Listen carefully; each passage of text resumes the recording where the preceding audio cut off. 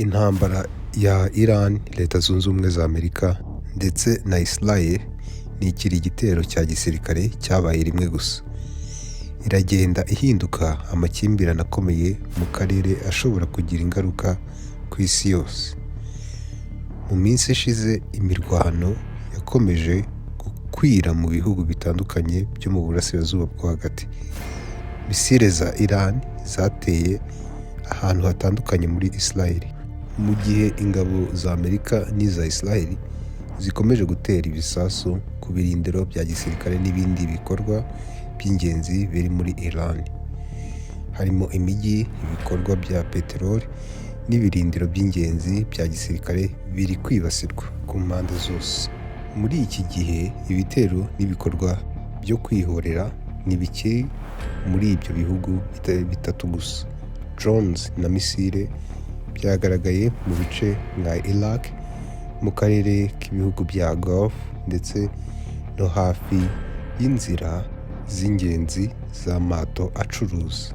Ibihugu byinshi byo mu karere ka Gulf byabaye ngombwa ko bikoresha uburyo bwo kwirinda ibitero byo mu kirere kubera ko intambara iri gukwira mu karere kose. Mbere y'uko dukomeza, kanda subscribe niba ukunda u Rwanda.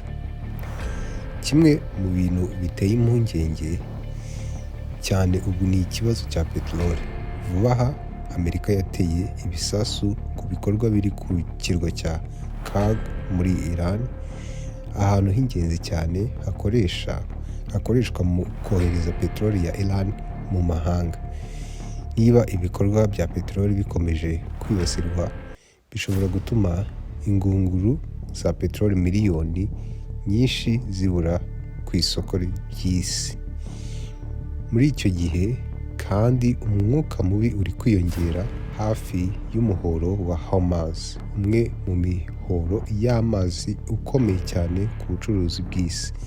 Hafi ya 1/5 cya peteroli ikoreshwa ku isi inyura muri iyo nzira y'amazi. Icyo ari cyo cyose gihungabanya uwo muhoro gishobora guhungabanya ubucuruzi n'isoko ry'ingufu ku isi. Ariko igice kiremereye kurusha ibindi kuri iyi ntambara ni ingaruka igira ku baturage.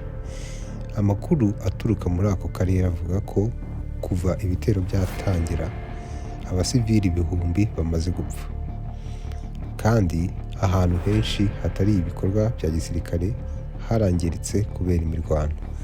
Niyo mpamvu abasesenguzi ku isi yose bari gukurikirana iyi ntambara bitonze.